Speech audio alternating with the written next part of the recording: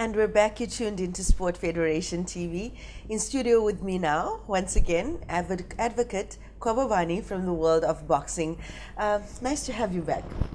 It's always a pleasure to come to the studios, and I'm hoping that you're going to invite me again. I don't think we'll have much of a choice. Hey, you're going to be back here. You wear so many different hats in the world of sports. Let's focus on the one in boxing now. What's your involvement currently?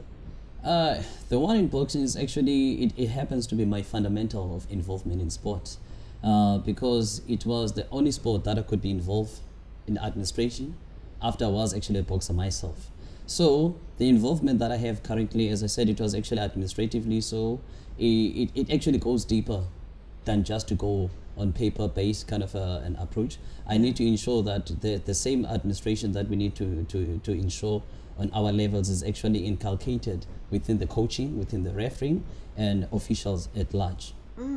We spoke a lot about coaching the last time you were here and the need for coaches, etc. Have there been any developments in that regard?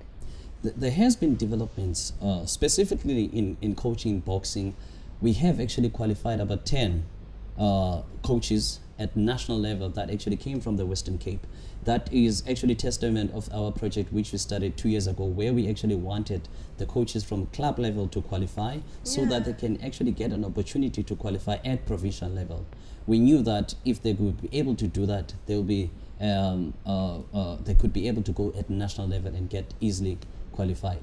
That's amazing. Yes. It's amazing to have a goal and realize that goal. Hey, yes. So I'm sure a lot of people are excited now about the prospect of developing as coaches as well.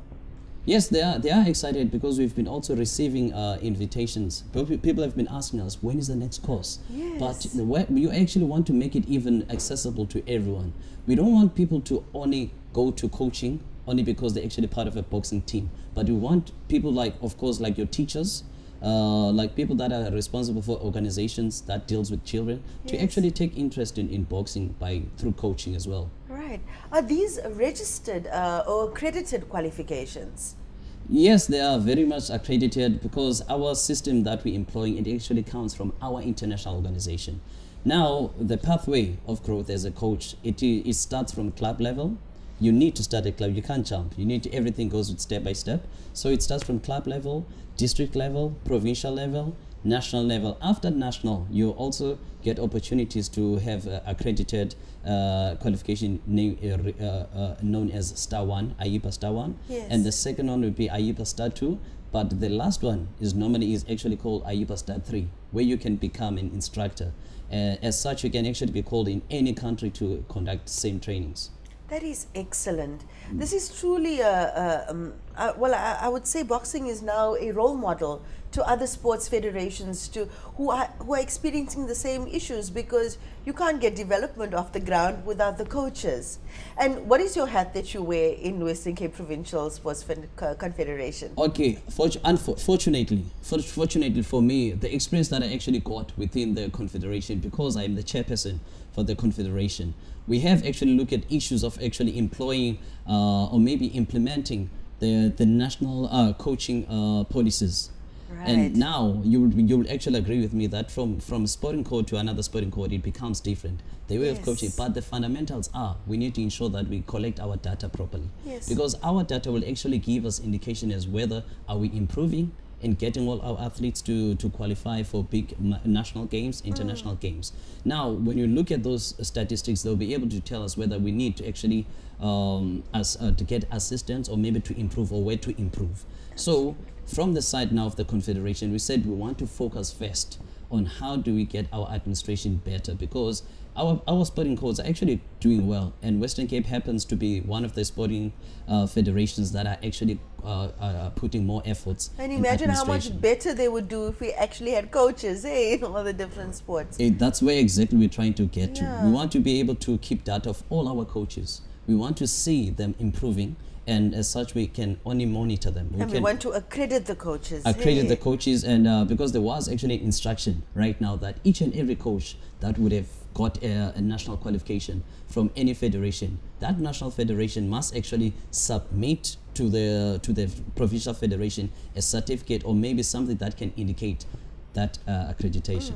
Well, you know, I'm going to delve a little bit now into actual coaching and the parameters in which coaches need to operate.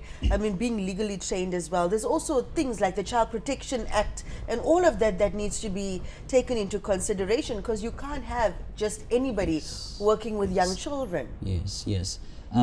It's a process that we still need to actually teach our federations. I like the fact that you actually brought it up yourself, because whenever it is actually brought up by people of my likes, as an advocate, it's always looked at as I'm trying to actually close gaps for other coaches. We do understand that our sports can actually play a role in restorative justice, but we must also keep in mind that there are perpetrators that are on the register, for example, for sexual offenders or for National Protection Register.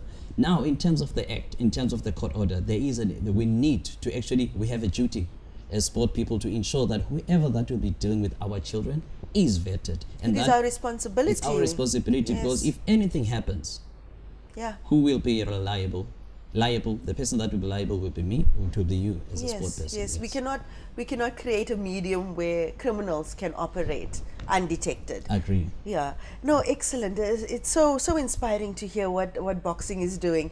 And let's shift back to boxing itself now. Yes. And I know it's difficult because you have all of these different hats that you wear, but they're also interlinked and they're part of the bigger picture. Yes. Hey, what is your development efforts now like in boxing? You know, I'm proud to say, as boxing, we have managed to actually change or maybe improve our corporate identity. You can actually see the beautiful blazer that I'm wearing. It actually represents the same emblem that we use as a confederation, because this unifies all our districts within the Western Cape. But more importantly, it also has two figures of boxers, which represents boxing. Now, we have to change each and every way in which we actually show up to the public. So the public, the way they see boxing right now, it's totally different from what they used to see boxing, I would say, 10 years ago. And the only thing that we need to do is to actually up the level right now. Up the ante. As you would have heard from the expectation of our boxers, they want to compete internationally. Yes. So we can only provide skills for them to be able to go internationally. Yeah, so we know what the need is. Yes. Now it's just developing the strategies to achieve that. Hey, well, always a pleasure to chat to you, Advocate Kwababana. And yes, you must come back so we can talk some more, and you can inspire the rest of the federations to get their programs off the road. Okay, after the break we'll be talking some other sports, and we hope you'll return once again. Thanks a lot. Right, just remember to get your phones ready, because after the break we'll be talking Bashus, and that Bashus competition where you get an opportunity to win a case of assorted Bashus drinks. So please stay tuned for that.